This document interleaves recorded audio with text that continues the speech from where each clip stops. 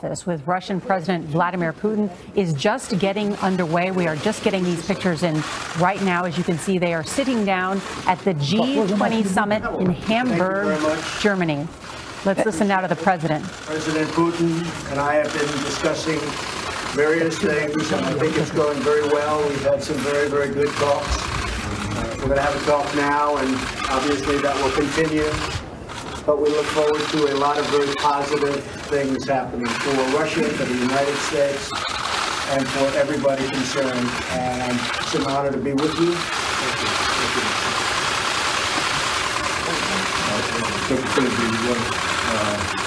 Я очень рад с вами встречаться, и мы с вами обсуждаем уже целый ряд вопросов, и будем продолжать обсуждать целый ряд вопросов. И я с нетерпением ожидаю такой возможности. Я думаю, что это все будет позитив как для России, для Соединенных Штатов, так и для всех. И для меня большая честь с вами встречаться.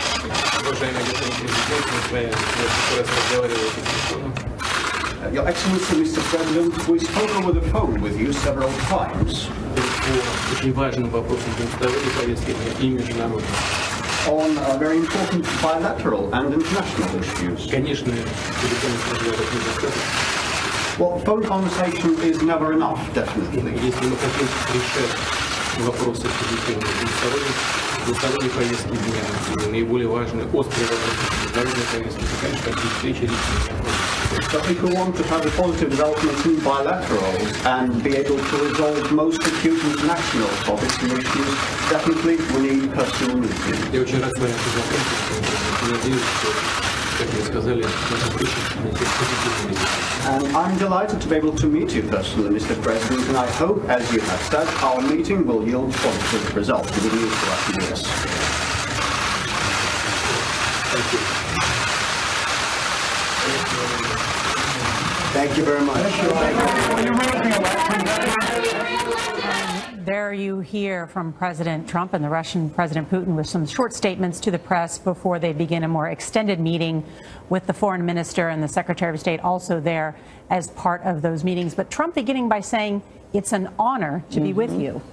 No, and Vladimir Putin following up, Fran, with I'm delighted to meet you personally, which indicates, there have been conflicting reports on Donald Trump's side, whether they've met before or not. Vladimir Putin saying right there, I'm delighted to meet you personally.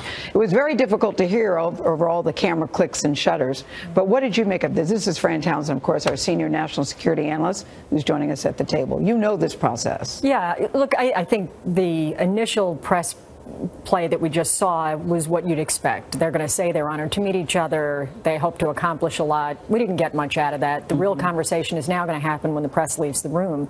But, it's interesting to me that Putin has set the table for this meeting, let's be honest. He sort of has arranged it so Putin can't lose and Trump can't win.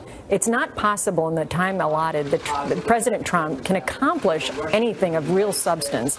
And Putin, having just come out of a bilateral about a week ago with President Xi, has really come not just alone, but he's come and he's speaking with the authority of having had this very good bilateral with President Xi of China, where he's going to invest billions in Russia. They've had a joint statement on North Korea, and North Korea is obviously one of the topics high on the agenda, along with Syria and along with cyber. I think President Trump, whether or not he'll directly address the election interference, I think his way, perhaps his way of addressing that sort of softly will be to address Russia's cyber aggression more broadly, which is not only election interference, but Ukraine and Georgia. Major Garrett, our chief White House correspondent, is also in Hamburg. He's been traveling with the president and speaking with White House officials.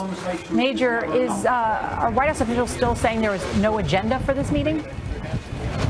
No agenda they're willing to discuss publicly, Nora. That doesn't mean, of course, there's no agenda. Clearly, the president has issues he wants to raise with Russia, Ukraine, because for the first time in Warsaw just yesterday, he described Russia's incursion into Ukraine, its acquisition of Crimea, not recognized by international community, as a destabilizing maneuver. He also spoke about that in the context of Syria. So those are two issues for sure, as is North Korea.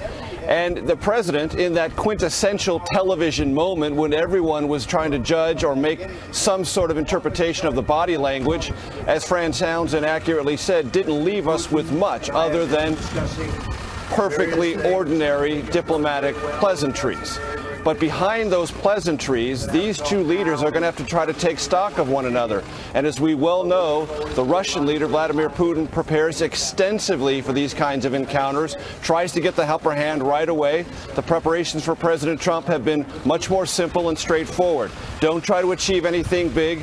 Pursue short-term U.S. objectives and don't make any mistakes. That is sort of the initial orientation for the White House going into this meeting. One last note to mention, Rex Tillerson, the Secretary of State, knows Vladimir Putin quite well as he knows the Russian Foreign Minister, Sergei Lavrov.